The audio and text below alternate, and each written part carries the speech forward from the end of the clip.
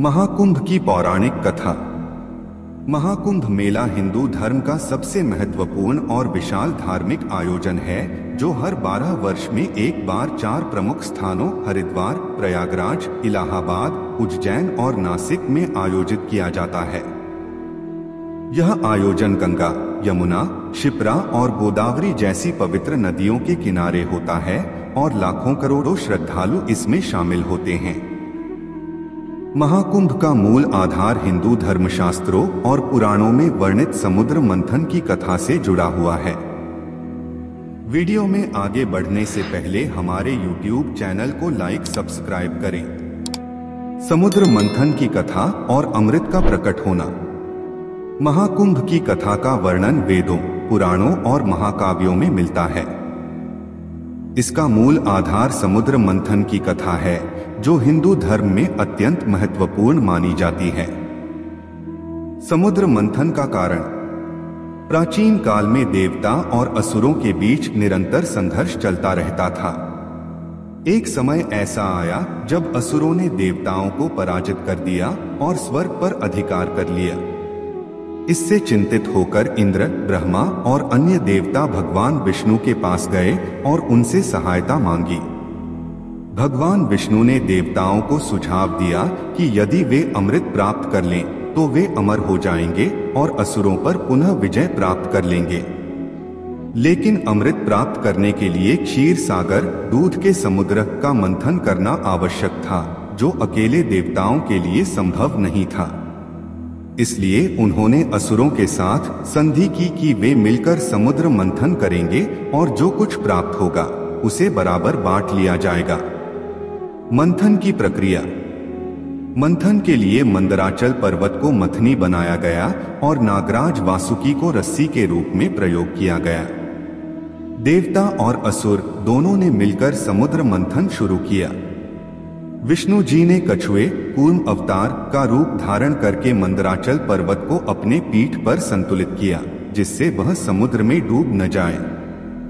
समुद्र मंथन से उत्पन्न रत्न एवं अमृत कलश।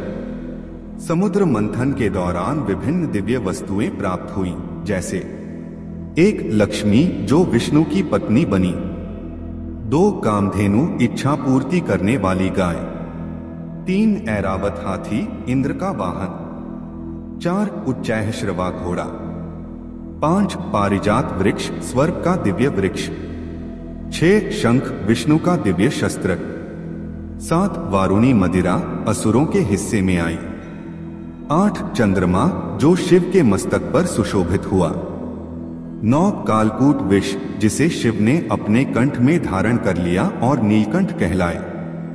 अंततः धन्वंतरी अमृत कलश लेकर प्रकट हुए। अमृत प्राप्त होते ही देवताओं और असुरों के बीच इसे पाने के लिए घमासान युद्ध छिड़ गया।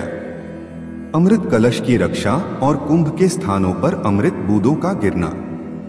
देवताओं को यह ज्ञात था कि यदि असुरों ने अमृत पी लिया तो वे भी अमर हो जाएंगे और स्वर्ग पर फिर से अधिकार कर लेंगे।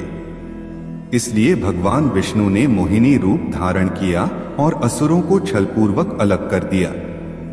जब अमृत कलश को देवता लेकर भाग रहे थे तब असुरों ने उनका पीछा किया। इस दौरान अमृत कलश से 4 स्थानों पर अमृत की बूंदें गिरी। 1 हरिद्वार गंगा नदी पर, 2 प्रयागराज त्रिवेणी संगम पर गंगा, यमुना, सरस्वती का संगम, 3 उज्जैन क्षिप्रा नदी पर, 4 नासिक गोदावरी नदी पर। इन्हीं 4 स्थानों पर कुंभ मेले का आयोजन किया जाता है क्योंकि यहाँ अमृत की बूंदें गिरी थीं, जिससे ये स्थान पवित्र हो गए।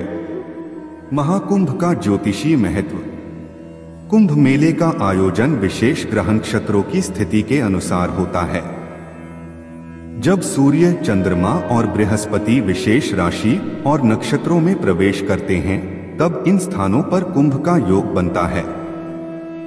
हरिद्वार कुंभ जब बृहस्पति कुंभ राशि में और सूर्य मेष राशि में होता है। प्रयागराज कुंभ जब सूर्य और चंद्रमा मकर राशि में और बृहस्पति वृषभ राशि में होता है। उज्जैन कुंभ जब बृहस्पति सिंह राशि में होता है। नासिक कुंभ जब बृहस्पति सिंह राशि में और सूर्य मेष राशि में होता है। महाकुंभ में स्नान का महत्व। महाकुंभ में स्नान करने से सभी पापों का नाश होता है और मोक्ष की प्राप्ति होती है। यह माना जाता है कि महाकुंभ में स्नान करने से व्यक्ति को पुनर्जन्म से मुक्ति मिलती है और उसे स्वर्ग की प्राप्ति होती है। महाकुंभ का ऐतिहासिक महत्व।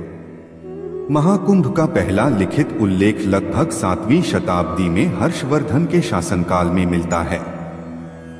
चीनी यात्री वेनसांग ने अपनी यात्रा के दौरान प्रयागराज में आयोजित कुंभ मेले का वर्णन किया है। समय के साथ यह आयोजन और भी भव्य होता चला गया।